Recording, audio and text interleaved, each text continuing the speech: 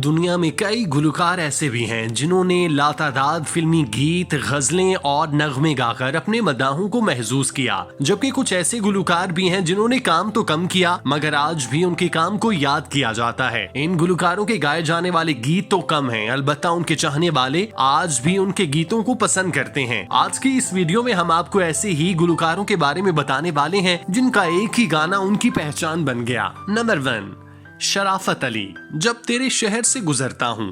तेरी रुसवाइयों से डरता हूँ, जब तेरे शहर से गुजरता हूँ।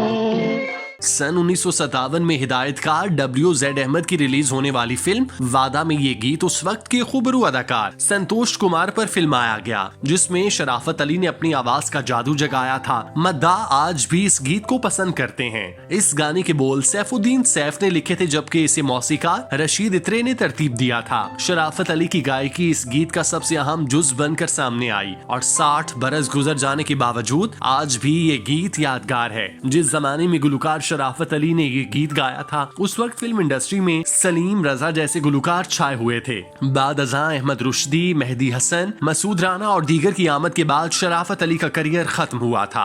नंबर 2, SB जॉन, तू जो नहीं है।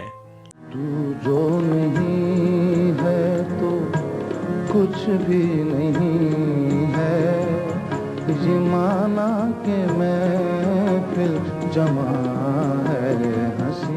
सन 1959 में रिलीज होने वाली फिल्म सवेरा तो शायद ही किसी को याद हो, अलबत्ता इस फिल्म का ये गीत आज भी जुबान ज़द-ए-आम है। सनी बेंजामिन जॉन, जिन्हें लोग SB जॉन के नाम से जानते हैं, उन्होंने मास्टर मंजूर हुसैन का तरतीब दिया हुआ और फयाज हाशमी का लिखा हुआ ये गीत गाकर अमर कर दिया। SB जॉन जो उस वक्त एक बैंक में काम करते थे और शौकिया गुलकारी करते थे, उनकी आवाज में वो दर्द था जो इस गाने की जरूरत थी। इस गाने के बाद न सिर्फ उन्होंने कई और गीत गाए बल्कि अपनी औलाद को भी मौसीकी की तालीम दी। उनका ये गाना भारतीय फिल्म डायरेक्टर महेश भट्ट की मां को बहुत पसंद था, इसीलिए महेश भट्ट ने अपनी फिल्म वो लम्हे में SB जॉन के बेटे गलीन जॉन से ये गाना गुनवाया, जिसने इसे और मकबूल बना दिया। SB जॉन के इंतकाल तक तू जो नहीं है ही उनकी वजह शोहरत बना रहा। नंबर 3, मोहम्मद इफ्राहिम, जमीन की गोद रंग से। जमीन की गोद रंग से उमंग से भरी रहे, खुदा करे सदा ये रोशनी रहे,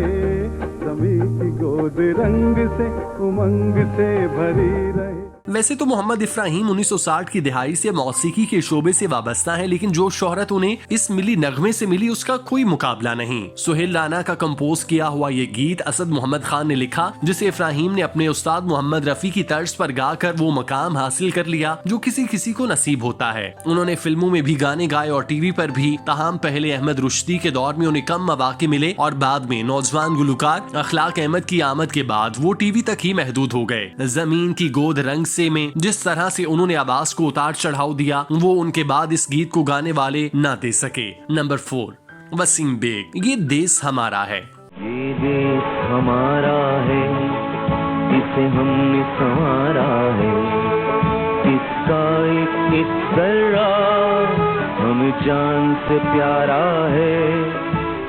70 और 80 की दिहाई में मौसीकार सुहेल राना ने कई ऐसे गीत तख्लीक किए जो वक्त गुजरने के साथ साथ मजीद मशहूर होते गए। ये देश हमारा है भी इन्हीं मिली नगमों में से एक है, जिसे उन्होंने कंपोज किया और उनके वालिद राना अकबर आबादी ने तहरीर किया। पहले तो ये गाना सुहेल राना ने खुद अपनी टीम के साथ गाया, लेकिन बाद में वसीम बेग के हवाले कर दिया जो उनकी टीम के साथ गाने गाया करते थे। इस मिली नगमे का शुमार आज भी पाकिस्तान के मकबूल तरीन मिली नगमात में होता है, लेकिन इससे इसके गाने वाले को कामयाबी से कोई खास फायदा नहीं हुआ। नंबर 5, फातिमा जाफरी, हम जिंदा कौम हैं।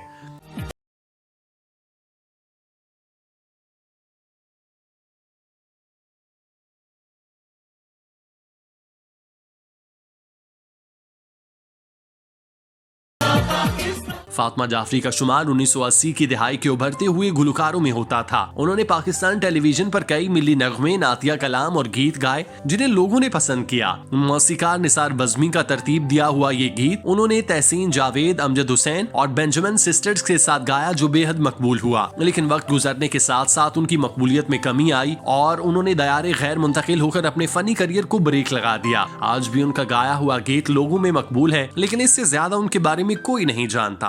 नंबर 6, हसन जहांगीर, हवा हवा। हवा हवा ऐ हवा खुशबू लुटा दे, कहाँ खुली हाँ खुली जुल्फ बता दे, अब उसका पता दे, जरा मुझको बता दे, मैं उससे मिलूंगा। ईरान में पॉप मौसीकी पाकिस्तान से काफी पहले मकबूल हो गई थी, इसीलिए 80 की दिहाई में जब हसन जहांगीर ने मौसीकी में कदम रखा तो सबसे पहले उनकी नजर कोरेश या माई के हज़ार हज़ार पर गई, जिसे उन्होंने हवा हवा बनाकर अपना बना लिया। ये गाना इतना मकबूल हुआ कि भारत ने एक नहीं, दो नहीं बल्कि 3 मरतबा फिल्म में कॉपी किया, जबकि पाकिस्तान ने भी हसन जहांगीर को शोहरत की बुलंदियों पर पहुंचा दिया। लेकिन इस गाने के बाद हसन जहांगीर ने जितने भी गाने गाए वो हवा हवा के करीब भी ना आ सके। नंबर 7, मसूद मलिक, हम तुम होंगे बादल होगा।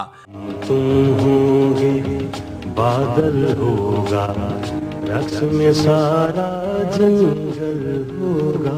80 और 90 की दिहाई में हम तुम होंगे बादल होगा काफी मकबूल हुआ, लेकिन बहुत कम लोगों को ये मालूम होगा कि ये किसने गाया। इस गाने की बेपनाह मकबूलियत की वजह से इसके गुलकार मसूद मलिक इसके बाद कोई दूसरा मकबूल गीत ना बना सके। फारूक रोखड़ी के लिखे इस गीत के बोल निहायत आसान और कंपोजिशन भी ना भूलने वाली थी, इसीलिए ये गाना हिट हुआ और अमर भी। मसूद मलिक ने इस गाने से हासिल होने वाली शोहरत से फायदा उठाने की कोशिश की, लेकिन कामयाब ना हो सके। नंबर 8, खलील हैदर, नए कपड़े पहनकर जाऊं कहां।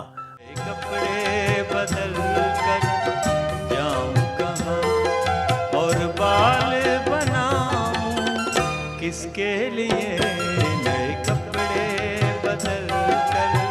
मारूफ शायर नासिर काज़मी का कलाम जिसने भी गाया उसने शोहरत ही पाई, लेकिन यह शोहरत खलील हैदर के ज्यादा दिन काम ना आ सकी। सन 1990 में उनका गाया हुआ नए कपड़े पहनकर जाऊं कहां बेहद मकबूल हुआ, लेकिन इस मकबूलियत ने गाने के गुलकार के नाम को भी पीछे छोड़ दिया। ये गीत अपने जमाने में पॉप मौसीकी और क्लासिकल सब के सुनने वालों को अपने अशार की वजह से बहुत पसंद आया। खलील हैदर ने जहाँ जहाँ भी कंसर्ट किया इसी गाने की फरमाइश हुई। बाद में उन्होंने फिल्म में भी प्लेबैक सिंगर बनने की कोशिश की और ये गाना फिल्म मारवी में इस्तेमाल किया गया, लेकिन उसमें वो नाकाम रहे और शोहरत की वो बुलंदी जो उन्होंने कपड़े ना बदल के हासिल की उस पर दोबारा ना पहुंच सके। नंबर 9, सलीम दानिश, अम्मा देख। अम्मा देख हाँ देख ए मुंडा बिगड़ी जाए, अम्मा देख हाँ देख ए मुंडा बिगड़ी जाए, ओ बेबे देख हाँ देख ए मुंडा बिगड़ी जाए, अम्मा देख देख देख देख मुंडा बिगड़ी जाए। पाकिस्तान में फिल्मों से बाहर बहुत कम ऐसे गीत बने हैं जिनको उनकी मकबूलियत के बाद फिल्म में भी शामिल किया गया हो और फिल्म का नाम भी इसी गाने से लिया गया हो। कराची से ताल्लुक रखने वाले गुलकार सलीम दानिश का गाया हुआ अम्मा देख इन्हीं चंद गानों में से एक है जिसको हिदायतकारा शमीम आरा ने अपनी फिल्म में लिया और फिल्म का नाम मुंडा बिगड़ा जाए गाने से लिया। ये गाना बैक वक्त बॉलीवुड और लॉलीवुड में फिल्मों की जीनत बना, लेकिन भारतीय मौसीकारों नदीम का ट्रैक रिकॉर्ड देखकर यही कहा जा सकता है कि ये गाना पाकिस्तान ने बनाया, क्योंकि नदीम शरोन के ज्यादातर गाने पहले पाकिस्तानी और फिर भारतीय होते थे। इस गाने के तख्लीककार सलीम दानिश 90 की दिहाई में मकबूल तो हो गए, लेकिन अम्मा देख के हिट होने के बावजूद कोई दूसरा हिट गाना ना दे सके। आज भी 25 साल गुजरने के बाद भी जब भी कोई इस गाने का जिक्र करता है तो सलीम दानिश का नाम ही दिमाग में आता है। नंबर 10, कोमल रिजवी, बाऊजी बाऊजी। बाऊजी बाऊजी बाऊजी बाऊजी भंगड़ा साडे नाल बाऊजी, हे बाऊजी बाऊजी बाऊजी बाऊजी भंगड़ा साडे नाल बाऊजी, बाऊजी बाऊजी बाऊजी बाऊजी।